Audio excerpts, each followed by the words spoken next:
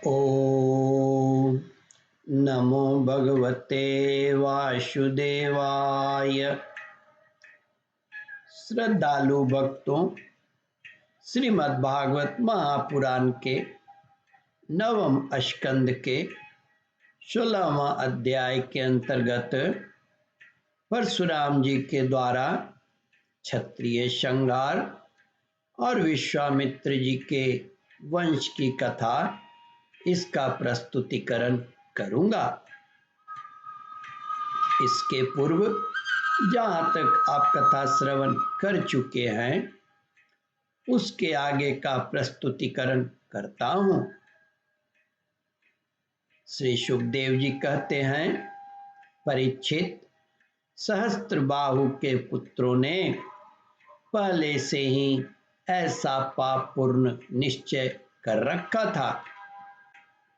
परशुराम की माता रेणुका बड़ी दीनता से उनसे प्रार्थना कर रही थी, परंतु उन सबों ने उनकी एक न सुनी।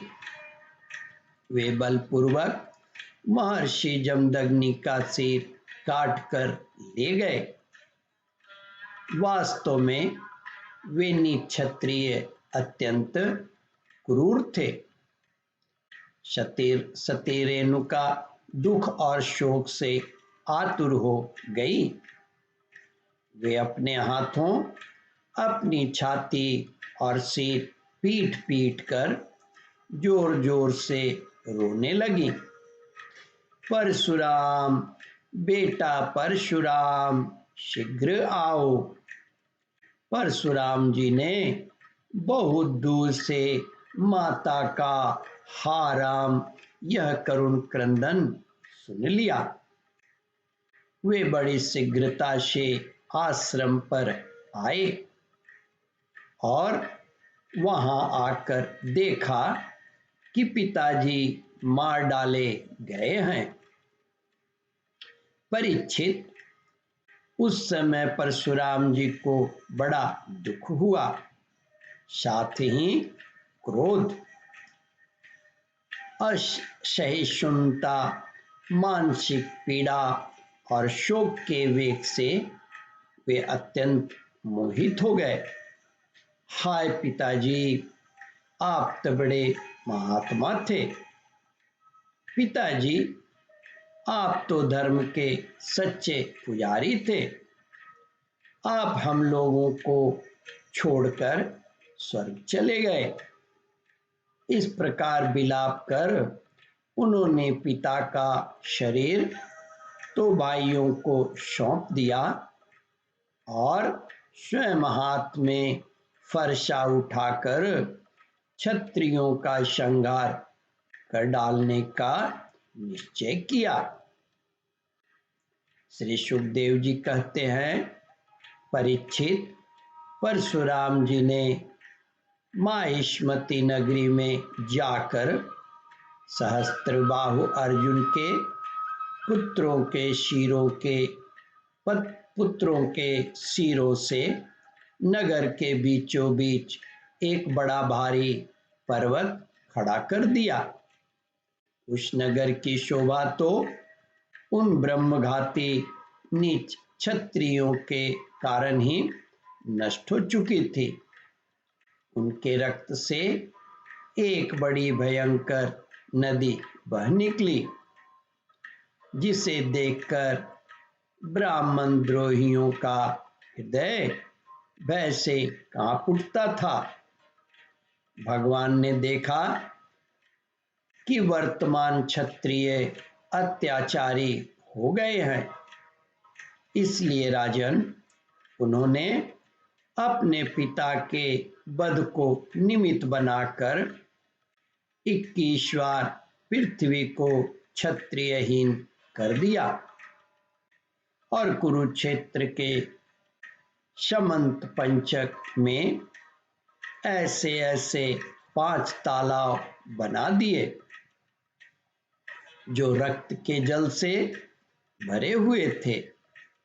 परशुराम जी ने अपने पिताजी का सिर लाकर उनके धड़ से जोड़ दिया और यज्ञों द्वारा सर्वदेव में आत्मस्वरूप भगवान का यजन किया।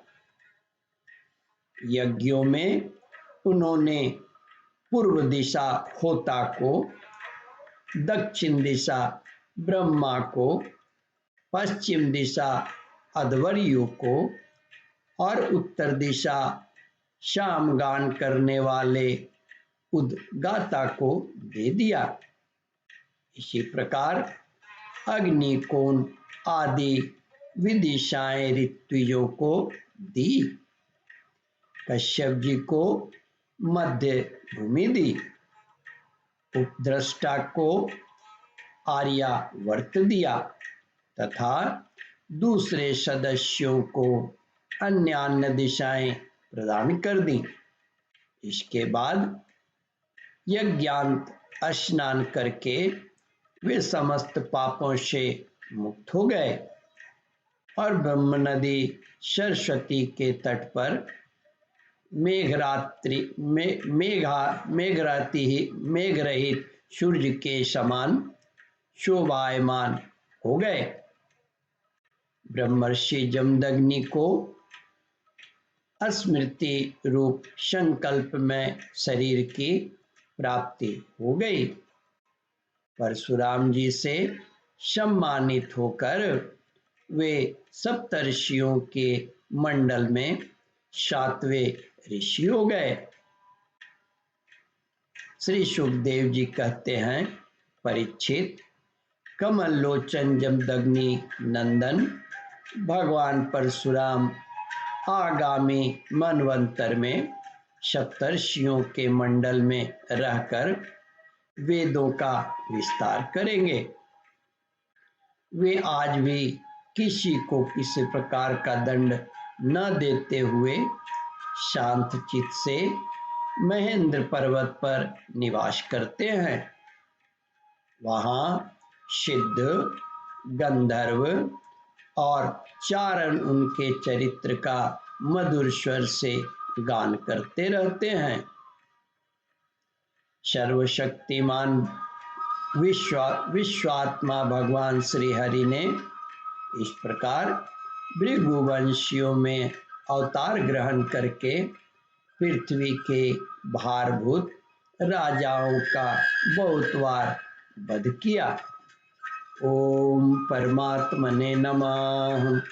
श्रद्धालु भक्तों, इस कथा को ध्यान पूर्वक श्रवण, मनन और इसका चिंतन करें। इस कथामृत का रसास्वादन अपने बंधु बांधवों को भी करावे। इस वीडियो को शेयर और सब्सक्राइब करें। ओम परमात्मने नमः।